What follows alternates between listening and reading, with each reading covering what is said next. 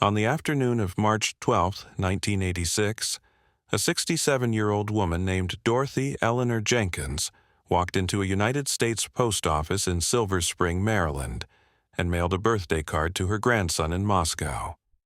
The card was cheerful, decorated with balloons and the words "Happy 8th Birthday" in bright colors. Inside, Dorothy had written a brief message in her careful, cursive handwriting. Dear Alexei, happy birthday, my sweet boy. I hope you are growing big and strong. I miss you very much, and I hope someday we can meet. Love, Grandma Dorothy. She had enclosed a $10 bill, folded carefully and tucked between the card and the envelope. She sealed the envelope, addressed it to Alexei Petrov at an apartment building on Leninsky Prospect in Moscow, affixed sufficient postage for international mail, and handed it to the postal clerk behind the counter. The clerk, a middle-aged woman who had worked at this post office for 14 years, processed the transaction without comment, stamped the envelope, and placed it in the bin designated for international mail. Dorothy thanked her, left the post office, and drove home to her modest two-bedroom house in a quiet residential neighborhood where she had lived alone since her husband's death in 1981. She spent the rest of the afternoon tending to her garden, preparing dinner, and watching the evening news. She had no idea that the birthday card she had just mailed would, within 73 days, lead FBI agents to her door, result in her arrest on charges of espionage, and expose a Soviet intelligence operation that had been running successfully on American soil for more than 12 years. Because Dorothy Eleanor Jenkins was not who she appeared to be, the woman her neighbors knew as a retired schoolteacher, a grandmother who baked cookies for church fundraisers and volunteered at the local library, was actually Captain Galina Dmitrievna Petrova of the 1st Chief Directorate of the KGB, a Soviet intelligence officer who had been operating under deep cover in the United States since October 1973. And the grandson she had sent a birthday card to was not really her grandson. He was the son of her KGB handler, an officer stationed in Moscow who managed her intelligence gathering, and who had specifically instructed her never to make any direct contact with the Soviet Union that might draw attention from American counterintelligence. Dorothy had violated that instruction because she had genuinely come to care about the child whose photograph her handler had shown her during a clandestine meeting in Vienna in 1984. A boy she had been told to think of as family to deepen her cover story. She had violated tradecraft protocols that she had followed perfectly for 12 years, because at 67, after living alone in suburban Maryland for more than a decade, pretending to be someone she was not, she had become lonely enough to make an emotional decision that would destroy her operation and end her freedom. The birthday card was intercepted by the United States Postal Inspection Service on March 14, 1986, 2 days after Dorothy had mailed it. The interception was not targeted at Dorothy specifically. It was part of a routine program that flagged all international mail to and from the Soviet Union, particularly mail sent to addresses in Moscow that were known or suspected to be associated with Soviet intelligence services or their personnel. The program operated under legal authorities that allowed inspection of international mail for national security purposes, and it had been in place since the early days of the Cold War. Postal inspectors working in coordination with the FBI and CIA reviewed thousands of pieces of mail each week, looking for patterns or content that might indicate espionage, smuggling, or other illegal activities. The card from Dorothy Jenkins to Alexei Petrov was flagged because the Moscow address it was sent to had appeared in previous counterintelligence investigations as connected to KGB personnel. A postal inspector named Thomas Brennan opened the envelope, photographed the card and its contents, noted the sender's name and return address, and forwarded the information to the FBI's Washington field office for further investigation. The card itself was resealed and sent on to Moscow as if nothing had happened, a standard procedure designed to avoid alerting targets that their mail was being monitored. On March 18, 1986, FBI counterintelligence analyst Catherine Sullivan received Brennan's report and began reviewing the case. Sullivan had spent 8 years tracking Soviet intelligence operations in the Washington area, and she had developed an instinct for recognizing patterns that suggested something beyond innocent communication. The birthday card from Dorothy Jenkins raised several questions. Why was a 67-year-old American woman sending a card to a child in Moscow? Was Alexei Petrov actually her grandson? And if so, how had that family connection been established? And why was the card being sent to an address that had appeared in previous investigations as linked to KGB officers? Sullivan pulled Dorothy Jenkins's background information from available databases. What she found was a profile that appeared entirely normal, almost suspiciously so. Dorothy Eleanor Jenkins had been born Dorothy Eleanor Harrison in Newark, New Jersey in 1919. She had attended public schools, graduated from Montclair State Teachers College in 1941, and worked as an elementary school teacher in various New Jersey school districts for 30 years before retiring in 1971. She had married Robert Jenkins, a civil engineer, in 1942. The couple had one daughter, Susan, born in 1947. Robert had died in 1981 from a heart attack. Susan had married a man named David Morrison in 1970, moved to Seattle, and had 2 children. Dorothy had moved to Silver Spring, Maryland in 1973, purchasing a house with proceeds from the sale of her New Jersey home and from her husband's life insurance policy. She lived on her teacher's pension and Social Security, attended St. Mark's Episcopal Church, volunteered at the Silver Spring Library twice a week, and was by all accounts a quiet, unremarkable member of her community. But Sullivan noticed details that did not quite fit. Dorothy had moved to Silver Spring in 1973, which was relatively late in life to relocate to a new area with no obvious professional or family reason. Her daughter, Susan, lived in Seattle, on the opposite side of the country, and according to phone records that Sullivan obtained through a preliminary investigation, mother and daughter spoke infrequently, perhaps once every 2 or 3 months. Dorothy had no close friends in Silver Spring based on interviews Sullivan conducted with neighbors who described her as polite but distant, the kind of person who said hello but never invited anyone inside her home. And most significantly, Dorothy had no documented connection to the Soviet Union, no family ties to Russia, no history of travel to Eastern Europe, nothing that would explain why she would be sending a birthday card to a child in Moscow at an address associated with KGB personnel. Sullivan made the decision to open a full counterintelligence investigation, designated Case File WFO CI 347, with Dorothy Jenkins as the subject. The investigation would be conducted discreetly, using surveillance and background checks to determine whether Dorothy was engaged in espionage or whether the birthday card was the result of some innocent connection that had not yet been identified. Over the next 6 weeks, FBI agents conducted intensive surveillance of Dorothy Jenkins. Her house was placed under 24-hour observation, with agents documenting everyone who entered or left the property.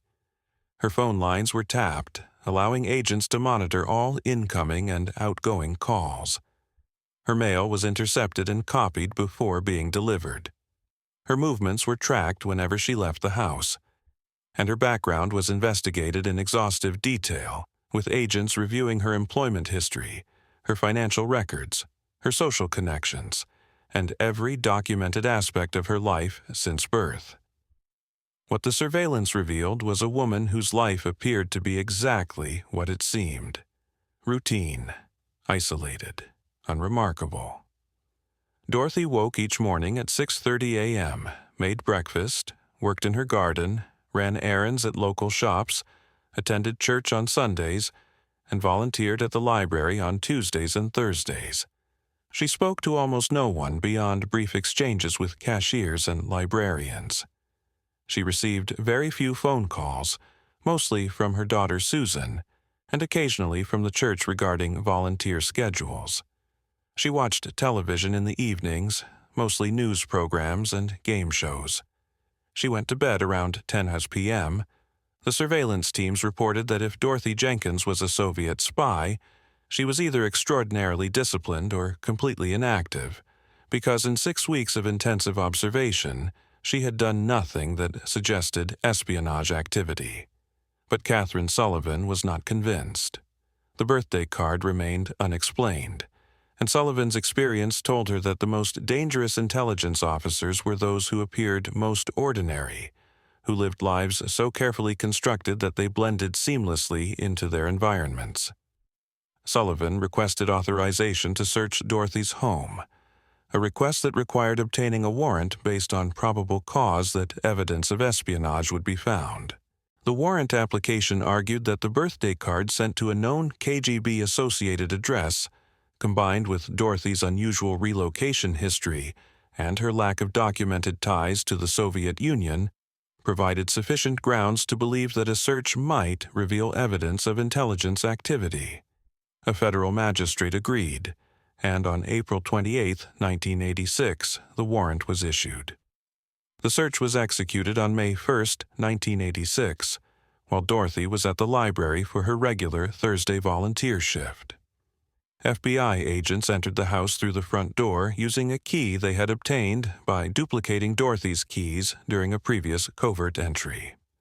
The search team consisted of 8 agents, including specialists in finding hidden compartments and encrypted materials. They worked methodically through every room, examining furniture, checking walls for false panels, inspecting electrical outlets, and photographing documents. What they found in Dorothy's bedroom, hidden beneath a false bottom in her dresser drawer, was a collection of items that confirmed Sullivan's suspicions and transformed the investigation from a possibility into a certainty. There was a miniature camera, Soviet-made, used for photographing documents. There were several rolls of undeveloped film. There was a one-time pad, an encryption device used for encoding messages that could only be decrypted with a matching pad held by the recipient. There was approximately $8,000 in cash, divided into bundles and stored in waterproof bags. And there was a small notebook, handwritten in Russian, containing what appeared to be operational notes, dates, locations, and coded references that would require analysis to fully understand. The agents photographed everything in place, then carefully removed the items for further examination.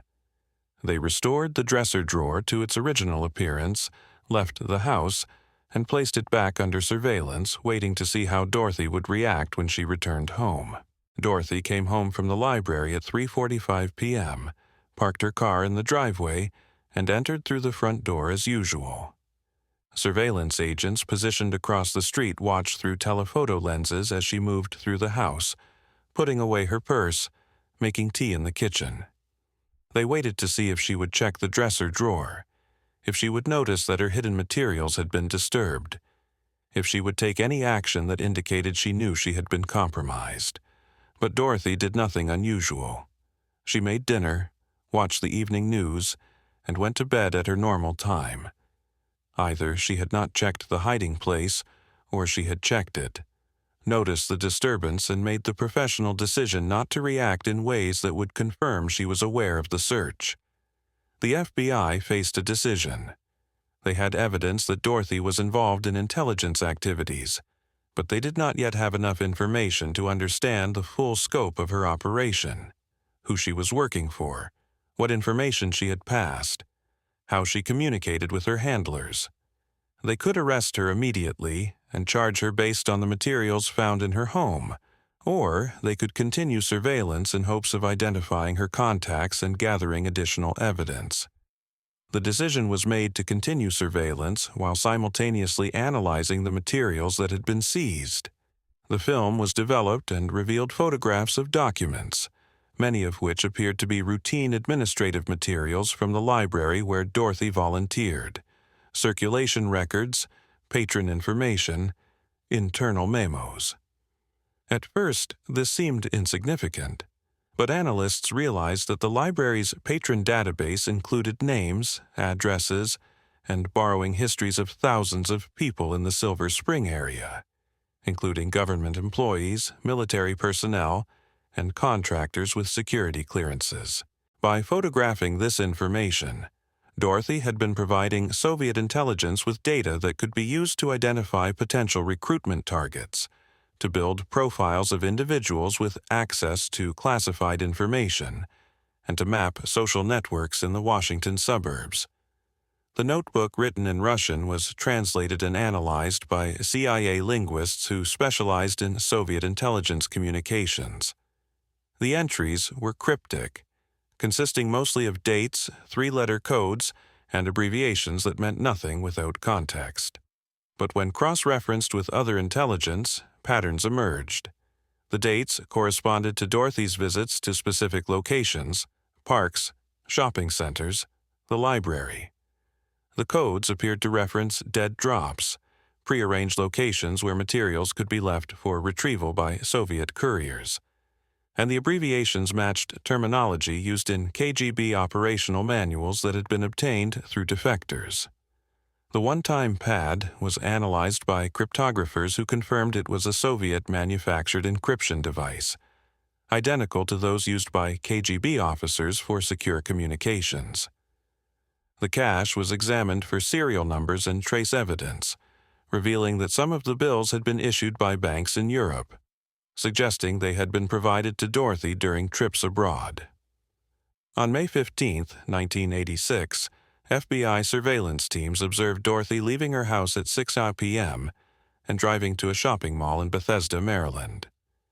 This was unusual because Dorothy rarely went out in the evenings and had never been observed visiting this particular mall. Agents followed her as she parked, entered the mall, and walked through the corridors with the casual demeanor of someone browsing stores. But her movements were deliberate, and experienced surveillance officers recognized the pattern. She was conducting a surveillance detection run, checking to see if she was being followed. She spent 40 minutes walking through the mall, stopping at store windows, doubling back on her route, pausing at strategic locations where she could observe people behind her. She gave no indication that she detected the FBI teams who were tracking her using rotating agents and discrete observation positions, but her behavior suggested she was taking precautions. Eventually, Dorothy left the mall and drove to a nearby park. She parked her car, walked to a specific bench near a jogging trail, sat for approximately 5 minutes, and then stood up and walked to a trash receptacle approximately 30 feet away. She reached into her purse, pulled out what appeared to be a folded newspaper, and placed it carefully in the trash can, pushing it down beneath other refuse. She then returned to her car and drove home. FBI agents waited until Dorothy had left the area, then retrieved the newspaper from the trash can. Inside was a manila envelope containing photocopied pages from the library's patron database, names and addresses of individuals who had checked out books on topics related to military history, aerospace engineering, and Soviet studies. The envelope also contained a handwritten note, brief and coded, but recognizable as communication intended for a handler. The FBI now had direct evidence of Dorothy engaging in espionage tradecraft, servicing a dead drop, passing classified adjacent information, and communicating with foreign intelligence. The decision was made to arrest her. On the morning of May 23, 1986, at 6:47 a.m., FBI agents surrounded Dorothy Jenkins' house in Silver Spring. 4 agents approached the front door, while others secured the back exit and side windows to prevent escape. At exactly 6:50 a.m., agents knocked loudly on the door and announced their presence. "FBI, we have a warrant. Open the door." Inside, Dorothy was in the kitchen making coffee when she heard the pounding. She froze, the coffee pot still in her hand, understanding immediately what was happening. She had been trained for this scenario during her preparation as an illegal officer more than a decade earlier, trained to destroy evidence, to remain silent, to provide nothing to interrogators. But at 67, exhausted from years of living a double life, she found that her training felt distant and her resolve uncertain.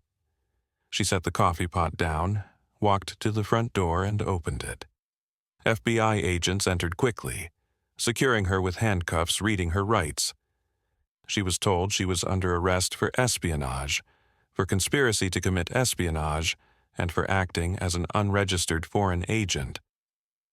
She said nothing, her face expressionless, as she was led out of her house and placed in an unmarked sedan.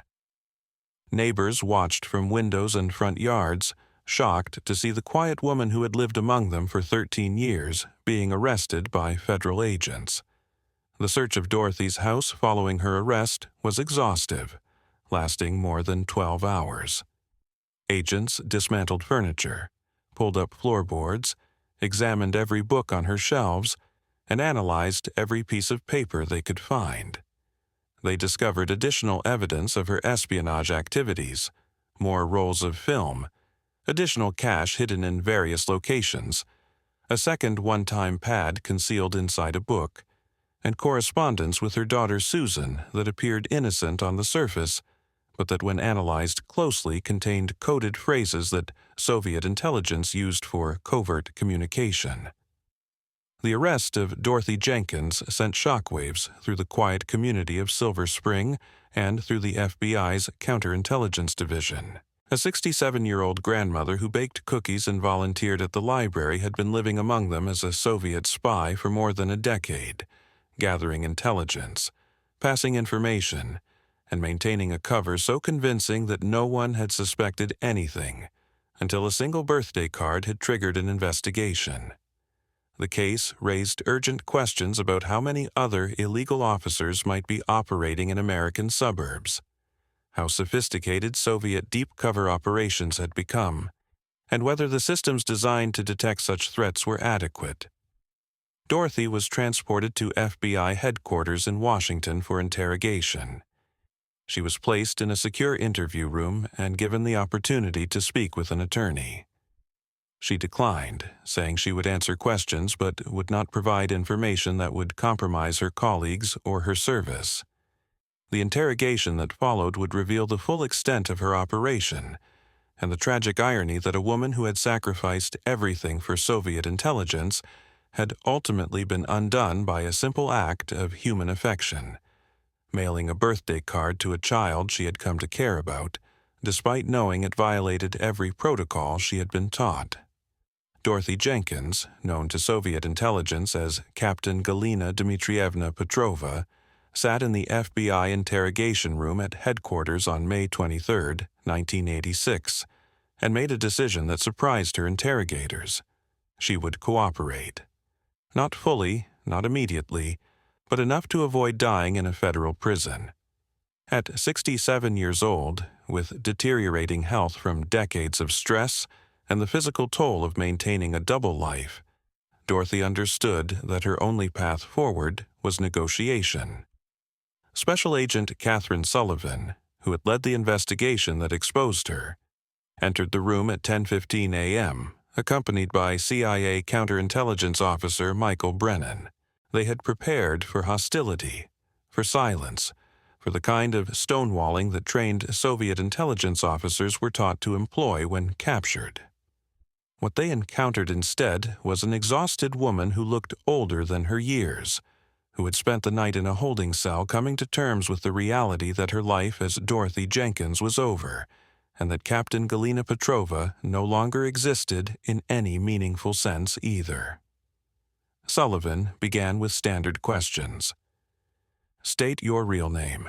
Galina Dmitrievna Petrova. Date of birth. March 17, 1919. Place of birth. Leningrad, Soviet Union. When did you enter the United States? October 1973. Under what identity? Dorothy Eleanor Harrison, later Dorothy Eleanor Jenkins after my marriage. Sullivan asked Dorothy to explain how she had been recruited by the KGB. Dorothy's answer, delivered in a quiet voice that retained only the faintest trace of a Russian accent after 13 years of speaking exclusively in American English, was detailed and methodical.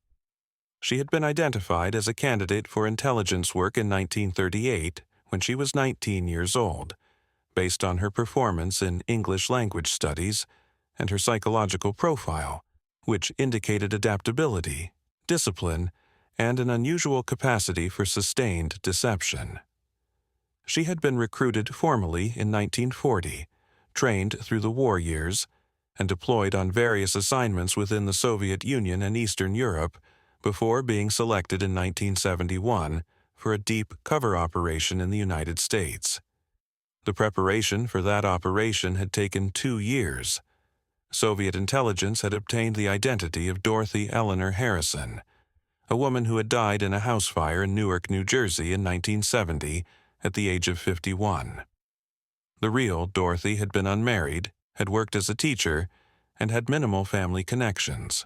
Soviet forgers created documents that aged Dorothy from 51 to her actual age, constructed a plausible backstory that explained the gap years between the real Dorothy's death and Galina's arrival in the United States, and equipped her with sufficient knowledge of American culture and New Jersey geography to withstand casual scrutiny.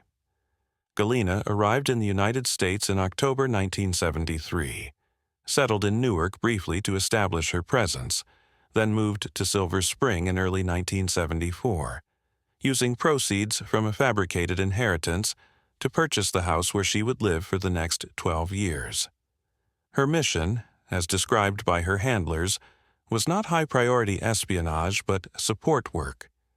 She was to establish herself as an ordinary American citizen, gain employment that would give her access to routine information, and build a network of social connections that could be exploited for intelligence gathering.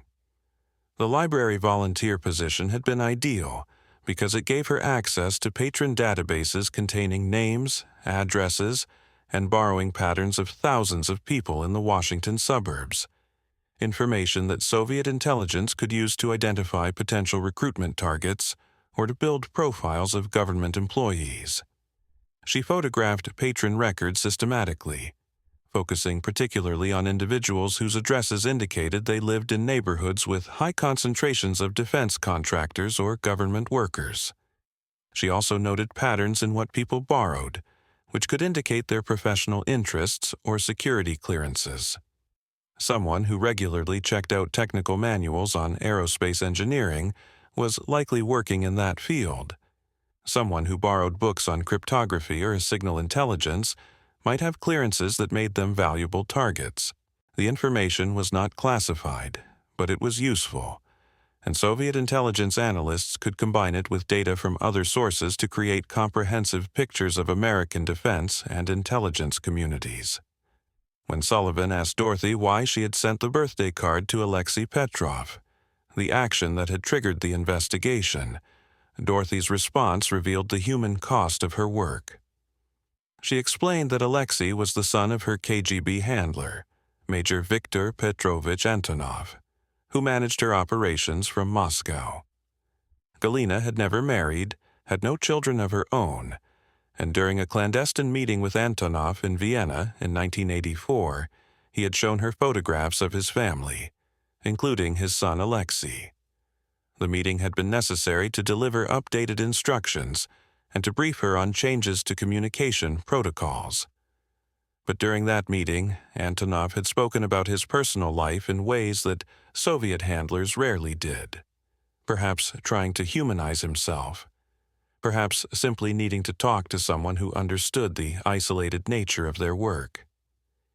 He had shown Galina pictures of Alexei as a toddler, as a young boy growing up in Moscow. He had told her stories about Alexei's personality, his interests, his struggles in school. And Galina, lonely and increasingly desperate for any kind of genuine human connection, had latched onto these stories. She had asked Antonov to send her updated photographs periodically, and he had done so through encrypted mail channels. By 1986, she had accumulated a small collection of photographs of a child she had never met, but had come to think of as a surrogate grandson. The birthday card had been an impulsive decision, driven by loneliness and by the erosion of discipline that comes from spending 13 years maintaining a false identity without meaningful social connections. She had known it violated protocols. She had known it was dangerous. But at 67, isolated in a country that had never become home, performing a role that had consumed her entire adult life, she had made an emotional decision that destroyed her operation. Sullivan and Brennan spent the next several days debriefing Dorothy about every aspect of her work. She provided details about the dead drop system she had used, identifying specific locations in Rock Creek Park, Georgetown, and Arlington where she had left materials for Soviet couriers. She described her contacts, though she knew most only by operational code names and had never met them face to face. She confirmed that she had been paid modestly, approximately $500 per month, deposited into accounts she could access through carefully managed financial channels. And she acknowledged that while she had never stolen classified documents in the traditional sense, the aggregated information she had provided over 12 years had given Soviet intelligence valuable insights into the Washington area's social and professional landscape. The FBI's damage assessment, completed in June 1986, concluded that Dorothy's operation had been moderately successful from a Soviet perspective. She had provided approximately 40,000 names and addresses of library patrons over 12 years, data that, when analyzed, could identify patterns and priorities within the American defense and intelligence communities. She had reported on social networks, on which families knew which other families, on which neighborhoods housed clusters of people with security clearances. This information, while not classified, had value because it helped Soviet intelligence understand the human infrastructure of American national security. But the assessment also noted that Dorothy had not accessed truly sensitive materials, had not recruited any American citizens to work for Soviet intelligence, and had not compromised any specific operations or technologies. She had been a competent but not exceptional asset, valuable primarily for her longevity and her ability to maintain cover without detection. Dorothy's legal situation was complicated by her age and health. Federal prosecutors wanted to charge her with espionage, conspiracy, and acting as an unregistered foreign agent, charges that carried potential sentences exceeding 40 years. But her attorney, a federal public defender named James Morrison, who specialized in national security cases, argued that prosecuting a 67-year-old woman with hypertension and early-stage heart disease to the full extent of the law served no practical purpose. Morrison proposed a plea agreement. Dorothy would plead guilty to reduced charges, would cooperate fully with counterintelligence debriefings, and would provide detailed information about Soviet intelligence methods and training. In exchange, the government would recommend a sentence of 15 years rather than life, with the understanding that given her age and health, 15 years was effectively a life sentence anyway. Federal prosecutors, after consultation with the FBI and CIA, accepted the proposal. On August 12, 1986, Dorothy appeared in federal court to enter her guilty plea. The proceeding was brief and heavily restricted due to the classified nature of the evidence. Dorothy, dressed in a simple gray suit, stood before the judge and acknowledged that she had entered the United States under false pretenses, that she had worked as an agent of the Soviet Union for more than 12 years, and that she had passed information to her handlers in violation of American law. When the judge asked if she had anything to say before sentencing, Dorothy spoke for approximately 3 minutes.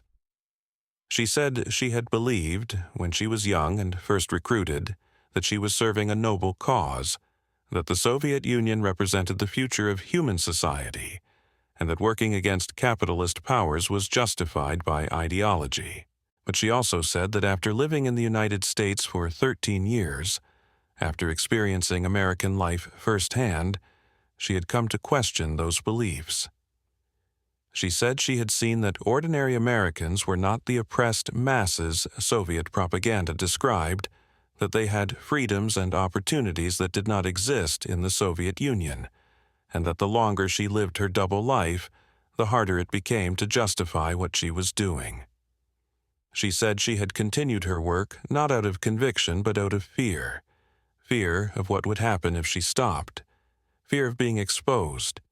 Fear of disappointing handlers who had invested years in her training and deployment. And she said that sending the birthday card to Alexei Petrov had been the act of a lonely woman who had sacrificed everything for a cause she no longer believed in, and who had wanted, just once, to do something that felt human rather than operational. The judge sentenced her to 19 years in federal prison. Dorothy was remanded to custody immediately and transported to the Federal Medical Center in Carswell, Texas, a facility that housed female prisoners requiring ongoing medical care. The impact of Dorothy's arrest extended beyond her own fate. Her daughter, Susan Morrison, living in Seattle with her husband and 2 children, learned about her mother's true identity through a visit from FBI agents on May 24, 1986, one day after the arrest. Susan had believed her entire life that she was the biological daughter of Dorothy and Robert Jenkins. She had memories of her father, who had died in 1981, and she had maintained a distant but cordial relationship with her mother despite living on opposite coasts. The revelation that Dorothy was actually a Soviet intelligence officer, that her entire identity had been fabricated, and that Robert Jenkins, the man Susan remembered as her father, had been complicit in the deception, shattered Susan's understanding of her own history. The FBI investigation revealed that Robert Jenkins had also been a Soviet intelligence officer, that he had been deployed to the United States in the 1940s under deep cover, and that his marriage to Galina Dorothy in 1942 had been an operational arrangement designed to strengthen both their covers. Robert had died of natural causes in 1981, having never been suspected or exposed. Susan herself was their biological daughter, born in 1947, but she had been raised entirely within the framework of a constructed American identity, told stories about grandparents who had never existed, given a family history that was complete fiction. For Susan, the discovery was traumatic beyond measure. She had to confront the reality that her parents, the people who had raised her, had been living lies every moment of every day. That the bedtime stories, the family vacations, the school events, everything had been part of a performance designed to maintain cover. FBI agents assured Susan that she was not under investigation, that there was no evidence she had any knowledge of her parents' activities, and that she was considered a victim of their deception. But that assurance did little to ease the psychological damage. Susan's children, teenagers at the time, had to be told that their grandmother was in prison for espionage, that their family history was false, that they were the grandchildren of Soviet spies. The shame and confusion were overwhelming. Susan legally changed her last name, severed all contact with her mother, and moved her family to a different state where no one knew their history. She never visited Dorothy in prison, never responded to the letters Dorothy sent, and according to later interviews conducted by researchers studying families affected by Cold War espionage, Susan spent the rest of her life trying to rebuild an identity separate from the legacy of her parents' betrayal. Dorothy's time in prison was difficult. At 67, she was significantly older than most inmates, and her health deteriorated steadily. She suffered a mild heart attack in 1989, was treated at the prison medical facility, and survived but was left weaker. She developed arthritis that made basic tasks painful, and she struggled with the isolation that came from being a foreign intelligence officer in a facility where most inmates were convicted of drug offenses or financial crimes and who had no understanding of or interest in her circumstances. She was permitted to write letters, though they were reviewed by prison authorities, and she wrote occasionally to Susan, letters that were returned unopened. She wrote to former neighbors in Silver Spring, brief notes expressing regret for the deception, but most of those letters went unanswered as well. The woman who had baked cookies for church fundraisers and volunteered at the library was gone, replaced by the reality of who she had always been, and the people who had known Dorothy Jenkins wanted nothing to do with Galina Petrova. The Soviet Union collapsed in 1991, 5 years into Dorothy's sentence. The dissolution of the USSR meant that the cause she had served no longer existed in any meaningful form. Former KGB officers were scrambling to find employment in the chaotic new Russia, and the intelligence networks that had once operated with the backing of a superpower were fragmenting into independent operations or simply dissolving. Dorothy, watching this unfold through the news reports available in prison, realized that she had sacrificed her life for a state that had ceased to exist, that the ideology she had once believed in had been discredited, and that there would be no prisoner exchange, no rescue, no redemption. In 1994, Dorothy was diagnosed with congestive heart failure, a condition that would progressively worsen and that prison medical facilities were not equipped to treat effectively. Her attorney filed a compassionate release petition, arguing that Dorothy posed no security threat, that she was in failing health, and that allowing her to die in prison served no purpose beyond punishment for its own sake. The petition was denied. Federal prosecutors argued that Dorothy had committed serious crimes, that she had deceived American authorities for more than a decade, and that granting early release would send the wrong message about consequences for espionage. Dorothy Jenkins, born Galina Dmitrievna Petrova, died in the prison medical facility on January 8, 2001, at the age of 81. She had served 15 years of her 19-year sentence. According to prison records, she died alone, with no visitors, no family present.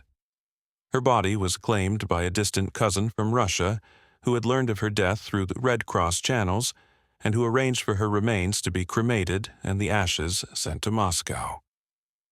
Susan Morrison, informed of her mother's death by a brief letter from prison authorities, did not attend any service, did not acknowledge the passing beyond a terse statement to researchers years later that she had made peace with the fact that the woman she had known as her mother had never really existed.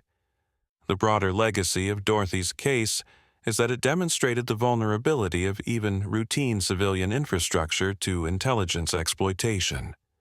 Libraries, community centers, schools, anywhere that collected personal information about residents, could be used by foreign intelligence services to build profiles and identify targets. After Dorothy's exposure, the FBI worked with local governments to implement stricter controls on access to patron databases and to train library staff to recognize potential security threats. But the case also highlighted the human cost of deep cover operations, not just for the operatives themselves, but for the people around them who were deceived and manipulated. Dorothy had lived 13 years as someone she was not, had built relationships that were entirely transactional, and had died isolated and alone, having sacrificed any possibility of genuine human connection for a cause that had proven hollow. In 2010, a researcher named Dr. Patricia Chen, studying Cold War espionage, obtained permission to review Dorothy's prison correspondence, the letters she had written and never sent, or that had been returned unopened. Among those letters was one addressed to Alexei Petrov, the boy whose birthday card had triggered her exposure. The letter, written in 1992, expressed hope that Alexei was growing up healthy and happy, apologized for any trouble her actions might have caused his family, and explained that she had sent the card because she had been lonely and had needed to believe, even briefly, that she was someone's grandmother rather than just an intelligence asset. The letter was never sent, confiscated by prison authorities as a potential security risk. Whether Alexei Petrov, now in his 40s, ever knew about the woman who had been arrested for sending him a birthday card, or whether he ever understood that his father's work had been connected to her exposure, remains unknown.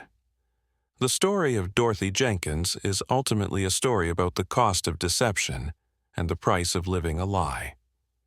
She had been trained to be someone else, had performed that role for 40 years, if you count her entire career as an intelligence officer. And in the end, she had died having never been allowed to be simply herself. The neighbors who had known her, the people she had volunteered with, the community she had been part of, all of them remembered her not as a person, but as a betrayal, as evidence that you could never really know the people around you. That trust was always conditional, and that the most ordinary-seeming lives could conceal the most extraordinary deceptions. The house on North Edgewood Street in Silver Spring, where Dorothy lived from 1974 to 1986, has been sold multiple times since her arrest. Current residents, interviewed by local historians, were unaware of its history until informed, and most expressed discomfort with the knowledge that a Soviet spy had lived there for more than a decade. There is no historical marker, no acknowledgement of what transpired in that modest two-bedroom home. And that anonymity is appropriate for an operation that was defined by ordinariness, by blending in, by being so unremarkable that no one ever looked twice. Dorothy's case is taught occasionally in counterintelligence courses as an example of how patient long-term operations can succeed, but also how a single emotional decision can unravel years of careful work. The birthday card that exposed her is preserved in FBI archives, a cheerful greeting card with balloons and bright colors, a $10 bill still tucked inside, a reminder that even the most disciplined intelligence officers are ultimately human, subject to loneliness and longing, and the need for connection that no amount of training can fully suppress. And somewhere in Moscow, if Viktor Petrovich Antonov is still alive, he carries the knowledge that his decision to share photographs of his son with an isolated agent contributed to her exposure and arrest, a small human gesture that had catastrophic operational consequences. The intersection of personal and professional, of human feeling and intelligence work, is where cases like Dorothy's live, in the space between duty and emotion, between the roles we play and the people we actually are.